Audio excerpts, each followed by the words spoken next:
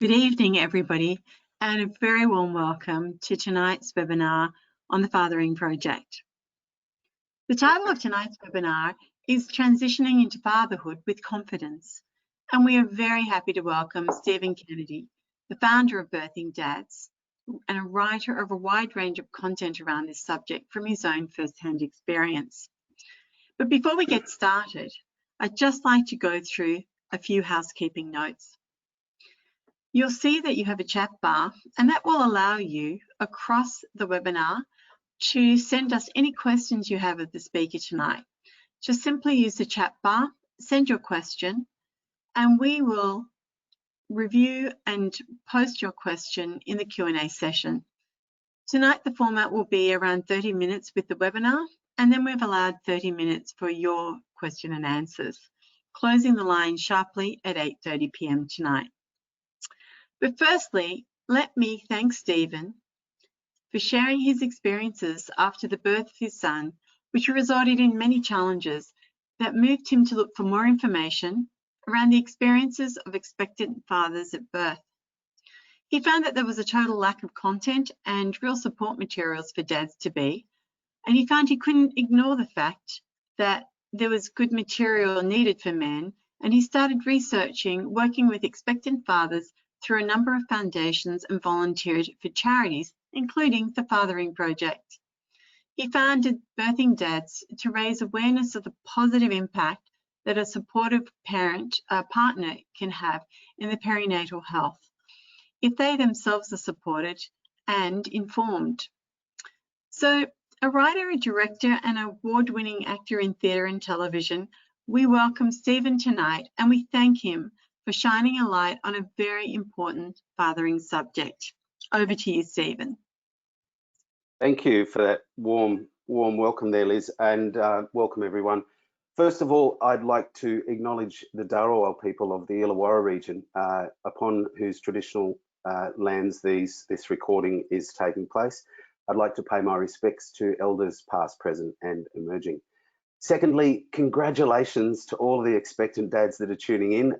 Very exciting times, and I hope you, and any expectant mums, of course, you're more than welcome here, and thanks for tuning in, and hopefully you'll get some good messages out of this. So finally, just on opening, I'd like to just say that Birthing Dads as an organisation, we support a model of care that's called woman-centred family-focused care. So that's basically saying that all of our work is focused in on the woman in the perinatal period, and the family-focused element is about trying to support dads so they can support themselves and therefore their families. So let's get started. So this little short webinar will basically be about trying to build confidence and talk about how you can do that as an expectant dad, but also about building confidence in your partner.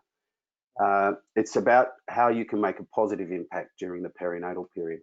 Now, the perinatal period spans the period from conception through to about 1 year old. So I'm going to do a little bit of introduction, and then we'll talk about pregnancy support. I'll talk a little bit about birth support, and we'll talk some tips on early fatherhood, but recognizing that this is actually about supporting your partner and baby, these elements. So I also want to talk about how important it is to support yourself during this time. So this is the first photograph I took of my son in 2017 when he was born via emergency cesarean, and he was born with an APGAR score of 1. Now, the APGAR score is as a measure of the health of a newborn baby, and 10 is the best, and 1 is pretty unhealthy. So it was an emergency, and it came over the loudspeaker, and the room flooded with medical professionals, and I had to resuscitate him, and that experience left me kind of shocked and traumatized, and I had a little bit of postnatal depression myself, and as 1 in 10 men do. And at that point, I was trying to explain to myself what was going on for me. It was a bit of a shock, and I started researching, and I looked into midwifery journals, obstetrics, anthropology, social sciences, those kind of things, just to try and find out what was going on. And I found that our birth culture is essentially in a bit of a crisis state. There's a lot of people who are really fearful of it, particularly dads, first-time dads, most importantly. There's a lot of apprehension there. And I found that the worldwide academic research had been recording that some men are really struggling with the perinatal period. And these feelings are just lifted straight from papers about how dads are feeling. And when it comes to the birth situation, we as guys, we bottle it up because there's nowhere to process those.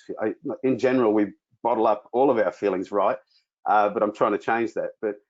But particularly in the birth space, because our partners have had a significant experience. But what I like to say is that doesn't make our experience of birth insignificant, particularly if there's been some kind of situation that has been hard to handle. Often we're watching our partner and worried about them and baby, and it can be really challenging. So I started to work towards trying to change that.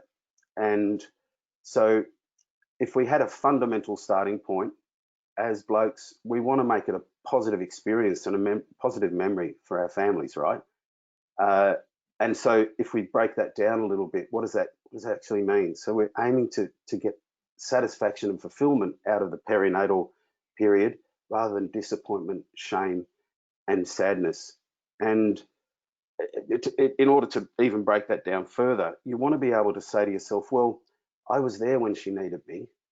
We both prepared well, we communicated well, we worked together as a team, and that way, regardless of the birth outcome, you can come away satisfied and fulfilled because you've actually given it the best shot you possibly could.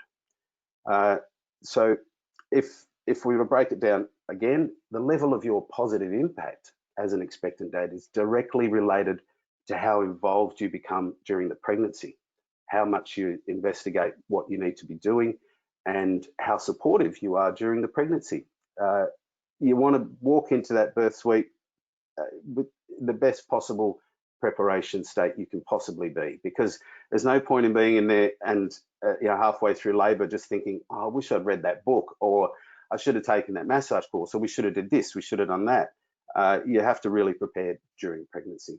So again, I believe there's active support that we can do. There's also passive support. So when I'm talking about active support, there's things like just really being engaged and asking her constantly, what can I do for you right now? Is there anything you need? And then doing it. You can try and build her confidence that she's able to birth a child, that she's going to be a good mother. These components are really quite wide-ranging, and the course that I'm developing will go for about 5 or 6 hours, but I'm condensing it all into half an hour here. When we're talking about passive engagement, one of the main things I hear expectant mums say is, I don't want you to fix anything, just listen. So it's good just to reassure her of your ongoing support, ask her if she needs you to do anything, but active listening is really, really positive and supportive, and it really nurtures her state of mind. So just reassure her. And another passive component is maybe facing your fears as well. If you hold any apprehension, it's about trying to sit with that and find out where it's coming from. So I'd like to focus in on this just a little, because it is a common thing, and it's totally understandable. Women wisdom around birth have been attending birth with feminine wisdom has been going for a couple of 100,000 years. Us guys have been attending birth for 50 years. It was in the 70s when we first started to do that, and so we're still learning. There's a lot of fear about it. There's a lot of fear of the unknown. But I would suggest that perhaps at a quiet moment, try and identify what your fears are. Maybe you're fearful of blood. Maybe you're fearful of being helpless. And I'd like to tell you that you do your research and you will not be helpless during birth. There is so much you can do. Acknowledge that fear and try and sensitively raise it with your partner and say, this is what I'm holding, and I want to share it with you. I want to try and process it. And also another thing is you kind of want to be able to have ways of processing it in the moment as well, as labor unfolds.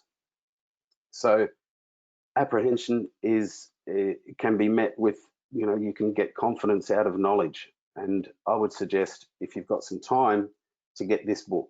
I've read a lot of supportive birth partner books, and this is the best, without a doubt. So I highly recommend that. Another thing you might want to look into is active labour positions. So during labour, these are the kind of things you can do. You can support her. You can use your body and your strength to actually hold her, and whenever she's feeling discomfort in a certain position, that's when you can suggest the change. So I would suggest that you learn and practice these with your partner and try and learn which one she's into, which one she's not. But then maybe take a cheat sheet in to the room and be the one to suggest the change in position if she's feeling uncomfortable. Just some quick to-dos right now. Spoil her because she's pregnant, and why wouldn't you? You know, this is her most vulnerable time. This is when she needs you to be really strongly connected to her. I would suggest also that you sing, hum, read to the belly, get that connection flowing with you and your child now, so that it understands your voice and it can recognize your voice. And I don't know if you've seen footage, but it's quite clear that babies come out recognizing dad's voice. If you can, help with nutrition and exercise. If she's off the salamis and the soft cheese, then solidarity, stick with that. And be off those things as well. Maybe suggest some exercise and go for those walks with her, and encourage her to keep her body moving. I'd also suggest Ready to Cope is a really good tool that the Centre of Perinatal Excellence runs. So just Google Ready to Cope, and they send you an email every couple of weeks and just say, this is what might be happening for your partner, this could be happening for you. Just really kind of backs up what you're feeling. So let's move into birth support. So firstly, let's face it, birth is an ancient natural process, and a birth worker would tell you your partner's body knows how to birth that baby better than she does. Definitely better than you do, but absolutely better than she does. And trust in the natural process is really important, because it's normal to be challenged around this. And that moves on to the next point, which is that we know that childbirth is a physically demanding event. There's no doubt about it. What's perhaps less recognized, and this is where you can come in as a helpful partner, is the mental challenge. So let's delve into that just a little bit more. So on the axis over here, we've got the opening of the cervix, and this isn't to scale. Some of these might last longer and shorter, and this is just a possible birth. So we know that that as labour progresses, the physical challenge intensifies. So the contractions become longer and closer together. So this is where the physical challenge actually happens. All right, so if we were to move that onto the mental challenge, and let's just assume that the blue line is her mental capacity, and when it's tracking along with the red line, we're saying that she's on top of it. She's mentally kind of going, yes, I can do this, no problem. Early labour, get some jokes in there. Yeah, it's a bit of an exciting time because it's not kicking in yet, and this is where you're really getting geared up. So maybe some sleep, some food if possible, get that preparation beforehand, and then maybe she'll have her first kind of challenging contractions, and she thinks to herself, oh, I can't do this, it's just begun. And this is your opportunity to step in and say, hey, it's okay, we're doing well, I'll call the hospital, just reassure her, make some suggestions about how she can comfort her, and get her mental capacity back tracking down here where it should be. Then you go off to the hospital, you arrive, and there's lights, there's strangers everywhere, and this is where you down the lights, you make that space as much as you possibly can, like your own home bedroom at home, and you're telling it in between contractions, just drop your shoulders and slacken your jaw and things like that, because she'll tense up, and that will just, her muscles will not be able to handle it after a long period. So, and you're saying, we're getting closer to meet baby. all of these kind of affirmations that I'm saying, I suggest you research some of those and work out some things that land well for you both. These are just suggestions that might work. Now, at some point during labour, your partner will disappear into a trance state, a hormonal trance state. Now, this is a necessary process during labour. And this is where I introduce a concept around a birth support spectrum. So in the beginning, you're kind of more engaged, you're kind of, you're supportive with your words and you're engaging her neocortex. And at the moment, we're operating in beta waves. So this is our waking state. And that's the neocortex, the intellect, where our intellect is held. But when you're getting into the deep, what birth workers call labor land, active labor, it goes into a trance state. And that's where the reptilian or primal mind operates. That's where birth belongs. And that's the place that we have to kind of guard from interruptions. So just kind of an analogy is she's sleeping in on the weekend and you don't want to wake her up. But sometimes you still need to communicate with her. So you're speaking softly and don't ask questions that she needs an answer to. Like, you're protecting that state of mind. She doesn't need to be woken up from this. And you're speaking slowly, calmly, and maybe you can still suggest new positions, things like that. So we go back to this mental toughness. Your phone rings, switch your phone off. Maybe there's a shift change, or you've been looking forward to the bath and she gets in and the bath's no relief. There's a wide range of these things are all just little suggestions of how her mental capacity might be impacted. There's a wide range of things that might happen. So maybe you're breathing her through the contractions. And this is where you're not as engaging with your language. That's it. You're doing well. You're amazing. You're amazing. Again, just suggestions. And then she's going to get to transition. Now, this is a relatively short period in the labour, but she may even use language like, I feel like I'm going to die. I can't do this. And you can be acknowledging that and saying things like, you are doing this. You can do this. You've done this so far. You're doing amazing. Just really trying to reassure her. But this is the red zone. An athlete might say this is what we call hitting the wall. So this is the wall of labour. And that's why I would suggest at this point, you kind of want to have a transition strategy in there or something. So you want to discuss that in detail with your partner. What about when you get to this point? What am I going to be doing? Maybe there's visualizations. Visualizations can be really powerful if your partner's got a visualization mind. So deep relaxation and visualization is really helpful. Talk to her about opening, flowers. There's all kinds of good information about that online. And there's a lot you can do to help. There really is. You've got your physicality, you've got your emotional awareness of your partner. You are the best person to support her at this time. You've got your practical support, which I think a lot of us guys are used to. We know about, the practical support of installing the car seat or driving to the hospital or packing the bags.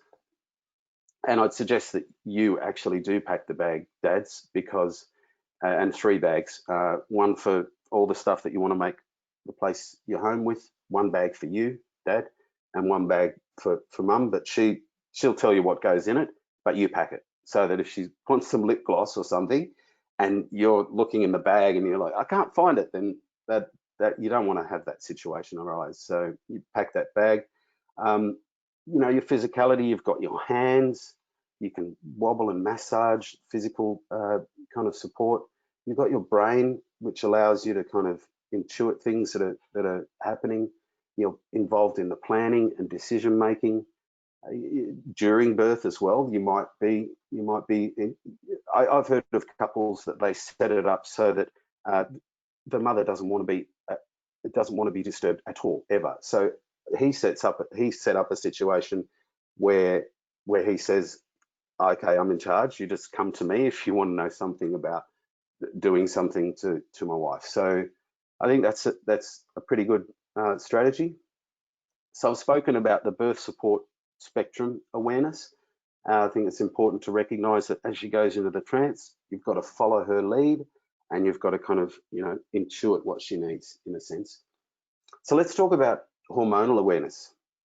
I think we're all, during pregnancy, we kind of, everyone knows that the hormones are raging, but it's interesting that your hormones are changing as well. But let's focus in on a couple of them. So oxytocin is the main driver of labor and love, and that's how the baby got in there. And doulas will tell you best way to get the baby out is a similar way to what it got in, because it's all about that loving environment. Anyway, there's also endorphins during labor. Endorphins are great. They're our natural opioids, and it's the oxytocin and endorphins that actually take her into the necessary laborland trance. So you're going to experience, the more engaged you are during the pregnancy and post-birth, you will be expressing prolactin, which is widely recognized as the mothering hormone and initiates and continues breastfeeding. And you also, the more engaged you are, the more your testosterone will change. So they've done studies, real human studies, and when men have been holding their baby, within 15 minutes, their testosterone can go down. So that's the universe saying we don't want testosterone charged male around newborns. So as blokes, we love the idea that we can have an influence on something, we can do something, and here's where it is. So adrenaline, we can carry that in. If we're fearful in the birth suite, if we're witnessing something and we're really struggling with it, we get fearful. That's when our adrenaline response, our flight or fight, kind of pumps up, and that means that we're in an adrenalized state, and then we can pass that on to our partner. And if we pass that on to our partner, then like adrenaline, it isn't a friend of labor. It will slow labor down. So let's zoom in on oxytocin, because this is the real key, actually. So it naturally increases during pregnancy, and it initiates. It's thought that the baby sends a oxytocin pulse to the mother, and it actually drives labor. It's actually what contracts the uterus. It's a hormone, it's a chemical that gets expressed in your brain, and it drives things like orgasm. It's our love, it's our trust, it keeps us calm, it's connection. It's that thing when you just look over at your wife, your partner, and you just think, yeah, I'm so in love with this woman. That's oxytocin. You get it too. So how can we inspire oxytocin even during labor? Important to recognize that you can whisper something in her ear and she can get an oxytocin surge. But during pregnancy, all of these things that you can see there, hugs, sharing a meal, music, singing, dance, yoga, all of the things that make you feel good, that's oxytocin, and you have it on tap. It's important to remember that. It's fundamental and wonderful. It's a gift.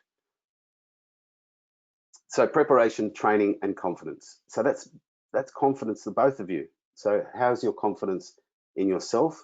How's her confidence in her ability, her mothering ability, your ability as a father, your relationship? These kind of things are what play on her mind, and your mind as well. You've got to build your confidence, because as you build your confidence and knowledge, your fear will reduce. So let's go now to just a couple of quick points about early fatherhood. So one of your major roles in those first 6 weeks is to facilitate mother-baby bonding. However you can do that. So those first 6 weeks are crucial to getting breastfeeding really running well. And the more supportive you are of breastfeeding, the better, the longer it will take, the longer it will last, the quicker it will happen. It's more efficient. So if your partner is looking to breastfeed and you support her, it's much more likely to occur. The research is absolutely clear on that. There's a term called matrescence. Now that is the changes that she would go through, and it's a similar word to adolescence. So there's hormonal changes, There's body changes, just like in adolescence. And so she's going through an identity. She's gone from me to we, and so have you, but not to the same extent. The kind of hormones that she's running are quite profoundly different to us. But that doesn't say that we're not running those hormones too, just to a lesser extent. Support her mothering ability, even if she's really confident. You just give her great feedback about what she's doing, because that'll make things go better. Recognize that you've got instincts in this space. You've got intuition. Your gut will tell you, and so trust that, and trust your own thoughts around parenting. Yeah, people can tell you all kinds of things. You can read things, but if it doesn't feel right, just don't. I wouldn't do it. Patience, maybe one of the things I found. My partner and I, took a while for her to trust me with baby, his safety and stuff, which was tough. It was really important to me that I had his safety front of mind, but it took her a little while. And this is a common thing, that trust has to be earned. Just surrender to the fact that you're going to be coming second for a while. All of the hormones that she's got going on just actually put you second. And it's not her. It's got nothing to do with her. It's the universe or God, or it's the way that life and humans are set up. She's set up to nurture that baby, not you. So just deal with it. Sorry, but arrange to take as much leave as possible if you can. If you work for yourself, try to work something out. Try and work on your good and open communication, and recognize also that early fatherhood, actually fatherhood in general, is hard work. It's just harder than not having kids around, that's for sure. And so what's in it for you and the kids? This is what's in it for the kids. They just end up being way healthier, more, their cognitive skills, their social skills.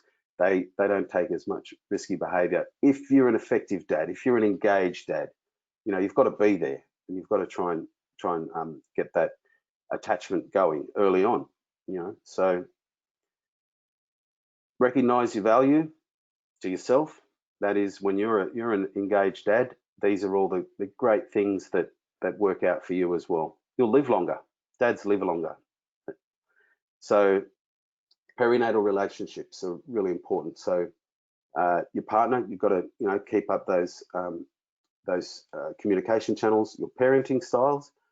If you're expecting now, grab a piece of paper and you get your partner to grab a piece of paper and just ask that question of yourselves: what do you want to repeat from your parents, and what do you want to not repeat? And then come together and have a chat about it, and that will hopefully start some good conversations. Some birth planning, perinatal planning, a postnatal plan. If your parents are coming to stay, I've never heard that work out, but maybe if you've got 100% relationship with them, it will. But if anyone's coming to visit, you can be the guardian of the space and just nudge them if they've stayed too long, or if they haven't done the dishes, or if they haven't vacuumed or something. You're the one to kind of say, hey, come on, it's your turn to cook or whatever. Baby, now carve out your role, dads. What is it that you're going to do to build that attachment? If you're a working father, there's something you need to be doing on a daily basis to have that connection and build that attachment. There's nothing that you can't do. Help with everything, your nappies, and it's like anything. The first time you pick up a little baby, it will feel like it's glass. You'll just be so worried about it. But then after a couple of weeks, it's more like rubber. It's not a problem. You just get really used to it. And the only way you're going to get used to it is to get into it and become engaged. So about yourself, putrescence is a thing because you're also going through a hormonal imbalance, and so you've got to be true to yourself. There's no way you can support anyone else if you're not supporting yourself. So keep doing your stuff, whatever it is you're into, keep doing it. Keep catching up with your friends, doing your community stuff. Join or start a dad's group, get engaged. It's really, really powerful to know other blokes who are going through this. if there's any opportunity of doing that, I really highly recommend that. And self-care is also about, you know, your physical awareness, doing some exercise, your intellectual, those hobbies that you might be doing, socially, who are you catching up with, what are you chatting about. It's an exciting time, you know. Getting out and about is much better than becoming isolated. A study last year from November said that 20% of new dads felt totally isolated. That's a bit of a sad story, but so hopefully you get those networks and keep up your mates and keep doing your things. You got to look after your emotional well-being and also your spiritual well-being. You know, that's what makes us human, and that's what keeps us going. Finally, the final relationship that I would kind of say is a really important one is your care provider. If you're birthing in a hospital, when you arrive, make sure you're the wisest dude you can possibly be, and take her a gift or something, or, you know, maybe some chocolates or a card or a scratchy or something like that, just to, I don't know, set up a good strong relationship with that midwife, because she's going to be there looking after you and just trying to be the best version of yourself and throughout that time. But that's a very important relationship as well. So I'd like to take some questions if anyone has any burning questions. Back to you, ladies. Thank you so much, Steve, for that wonderfully informative and useful presentation. I think you've offered some exceptionally practical advice to our listeners this evening, and I'm sure they've got some questions for you. If you've got a question for Steve, or you'd like him to expand on anything that he's mentioned, please just send your question to us via the questions panel in your control pane. You can type your question there and send it through. So we've got a couple already there for you, Steve, if you're ready for me to fire them at you. So we've got one that's come through from Michael, who's very grateful for the insights as he's about to become a first-time dad. And he's asked whether you felt very anxious going through the birthing process and what you could suggest specifically that he focuses on to stay calm and supportive for his partner. Yeah, one of the hardest things for me was I guess, almost mental anguish that you go through, because as guys, we're geared to look after them and kind of protect them, and here they are going through a significant experience and you know, physical challenge, and we can't take it away from them. She has to be responsible for that. So there is a fair bit of, when you're witnessing that going on, it is part of the thing you've got to be prepared for. So I tell guys that one of the things that you can kind of help you to relax if you're kind of feeling yourself getting adrenalized is maybe leave the room. If you need to, just leave the room, take a few deep breaths, take a few deep belly breaths, are really handy. Just breathe into your belly. Or another one is breathing through your left nostril. Take your right nostril, close it, breathe through your left nostril half a dozen times, deep breaths, and that will calm your central nervous system. Thanks, Steve. That's some really practical advice. We might send them all to yoga, I think, as well, if Nothing that wrong helps. with yoga. Some good nostril breathing there. Yeah. So we've got another bit, again, a really practical question here from Jared. And I know that in the session you did mention packing that bag to take to the hospital. And Jared's asked what to pack specifically to take to the hospital, especially if the labour is anticipated to be a long one. What kind of things should go in that bag?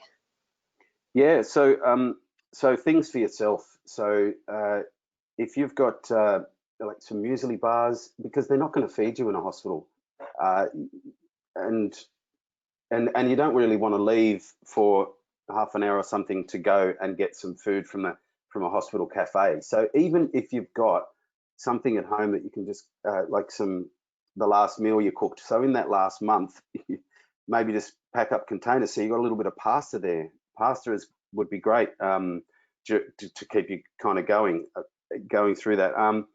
Also, if there's a bath in the birthing suite, you might want to get in there as well.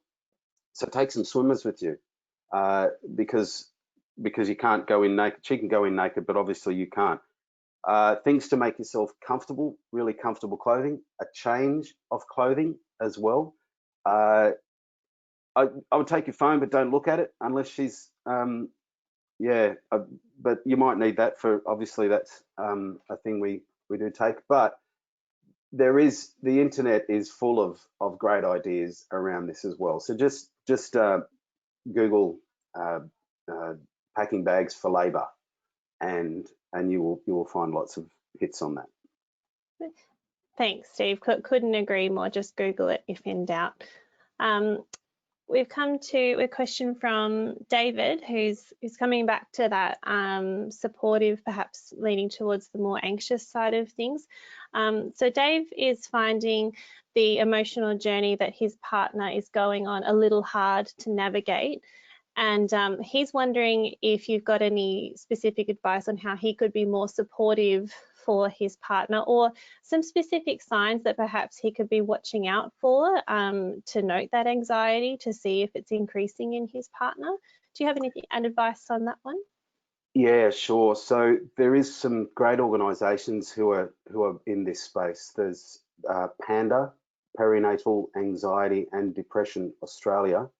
They're wonderful. I actually went and got some great help on their helpline, so you can actually call them up.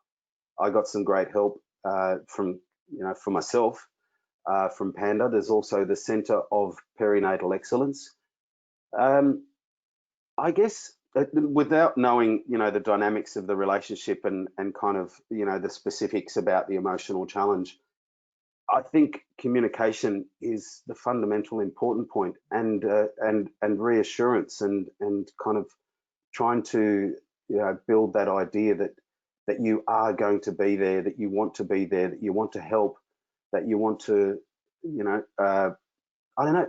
Another thing might be to try and discover things about birth that maybe you think she might not know, so that you might be able to kind of bring something to her and say, oh, I was looking at this, and what do you think about this? Should we go for this? Or, because I think that's very impressive when you can show that you've done gone off on your own, and you've shown the initiative to bring some kind of information, new information. Let's try this, let's do this. So have you thought about that? Maybe that'll kind of give us some comfort, I think. Thanks, Steve. We've got an interesting question from Josh here. He says that at the moment he's doing the birthing classes online. Obviously, face-to-face birthing classes aren't always possible right now. And Josh says that he's finding it really hard to connect with the content. And he says, is it just me, or do dads just not connect that much before the baby is born? What's your opinion there? It varies. So so I think there's two issues there. So not connecting with the content of childbirth antenatal education classes, and also the not connecting with baby. So let's focus on the not connecting with baby. That's okay. But I kind of, sometimes I question this, and I wonder, you might, if you're thinking of baby when you're at work, if you're thinking of baby when you're driving, or any of those thoughts is some kind of emotional connection. Maybe you're expecting that connection to be deeper, but it is as deep as it is. So I felt really connected because I was singing and humming to the belly. I was feeling kicks. I was involved, I was engaged, and I felt connected, but it's fine if you're not. A lot of guys even say, once baby comes, I really didn't kind of fall in love straight away like everyone says they do. And that's okay. That's okay. But I think it's about trying to get that attachment going, getting involved, being with baby, working with baby, being there and seeing your own baby. And that's when I think you'd have to be mad if you didn't fall for it after a little while in that situation. But I wouldn't be too worried about that. Each to their own. it's fine that that's what's going on. But I would suggest that you get in there and hum and sing, read a story to the belly. And then if we talk about childbirth education, look, that's all right, because it isn't actually geared for us. Childbirth education is, I think, it's the research shows that it's just not engaged. Actually, there's a federal government process at the moment. It's called Plus Paternal, and they've done a survey of 367 guys and also 150 health providers. And one of the things in that is a suggestion of review of antenatal education to include dads more effectively, because they're really just missing a whole component that they could really be leveraging. I tend to think that dads are what I would call a sleeping giant of maternity care. If we can awaken guys, give them permission to be more involved and kind of have a birth culture for dads that allows them to be engaged and more involved in this process, then I think they could revolutionize maternity care, because we are the best people to help our partners, because we know her so well. One of the things that we have a weakness about is that we don't know childbirth. We don't know what's normal. So I would say to any of you first time expectant dads, if you haven't seen childbirth before, get a doula, please. Look up a doula, find a doula that you connect with your partner, spend the money and get yourself a doula, because she will, very importantly, show you what's normal. She will calm you down. If you're starting to get anxious and you're watching and you're kind of looking on, she will just say, hey, it's cool.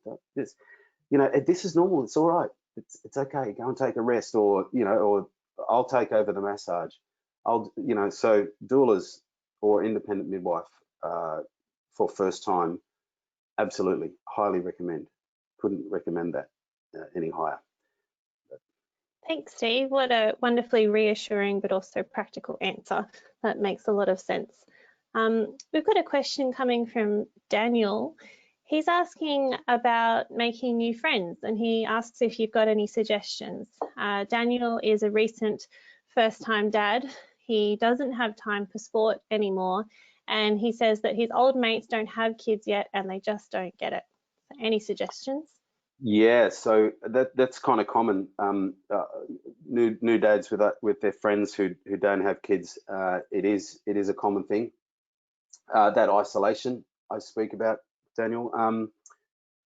Make time for sport if you can. You got to keep that up. That was one of the messages I think that is kind of important. But there is an organisation called Dad's Group, dadsgroup.org. They're a non-profit organisation, and they've got a bunch of groups around Australia. And so look them up online. Their main interface is Facebook. So if you get onto there, you find out if there's a dad's group nearby to you. And I was involved in a dad's group in that first year. I've since moved away from that dad's group, and since COVID has happened, we haven't been able to connect with the new lot. But it's just guys catching up for a coffee and bringing the kids along, which is actually a really good environment to kind of settle into as a new dad. So I'd suggest either starting a dad's group or looking for one near you. Thanks, Steve. And we might take a point to mention there too that the Fathering Project also has a lot of ways that we can help people connect with other dads. Please do get in touch with us, Daniel, after the session, and we'd love to chat to you more about whether there's a dad's group that already exists in your area. We can chat to you further about that. If you would like some help, we can try and connect you further, especially as your little one gets older, and we can connect you with other dads that have school-age kids. So you might get to know a really great mentor through a Fathering Project dad's group as well. So, just on that, just quickly, there is also play groups. So there's a lot of play groups around, and it's becoming much more. I know it's not a way of meeting other new dads necessarily, but yeah, dads are more accepted at these things now. And what I've really found myself, once, I don't know how old your baby is, but once you can get them out and at a playground, it's such a conversation starter. I've never met so many people just at playgrounds. You just turn up to a playground, and if there's another dad there, you're talking to them within 5 minutes. It's actually a really easy conversation as well, I have to admit. Yeah, an excellent suggestion. Thanks, Steve. We've got one last question for this evening, and it's from Anthony. He asks, what personal development or self-awareness work can we all do as dads to prepare for fatherhood? What do you think on self-awareness? Self-awareness. Well, to prepare for fatherhood, I think you need a lot of, like I said, some patience. Self-awareness for me is meditation, but not everyone is into that or likes that. But no, I think just preparing as much as possible with your partner. Self-awareness around fatherhood, I think, is a team effort, because you're going to have to bounce off your new parenting. You're going to get used to this new dynamic of your relationship, and yeah, I think communication and discovering things with your partner might be a good idea. I think that's a great idea, Steve. The communication is key, as we always say here at the Fathering Project. So that's a wonderful pointer for the self-awareness work that we can do in our relationships. All of us can probably heed that advice. Yeah, and further, just on that, I think what I covered there about self-care, I did go over self-care, and I talked about the dimensions of self-care, and I think that is a shortcut to self-awareness. So that was the physical, intellectual, social, and emotional and spiritual dynamics of your whole world. I think that's about self-awareness as well.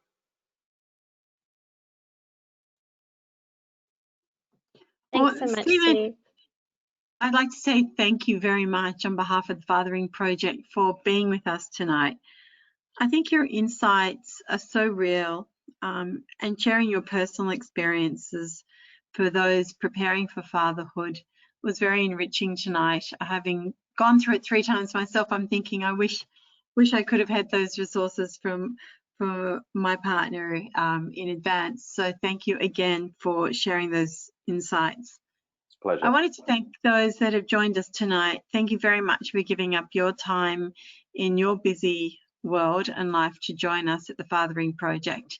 I wanted to mention that we have a very interesting podcast that is going live tomorrow night with Dr. Tim Hawkes.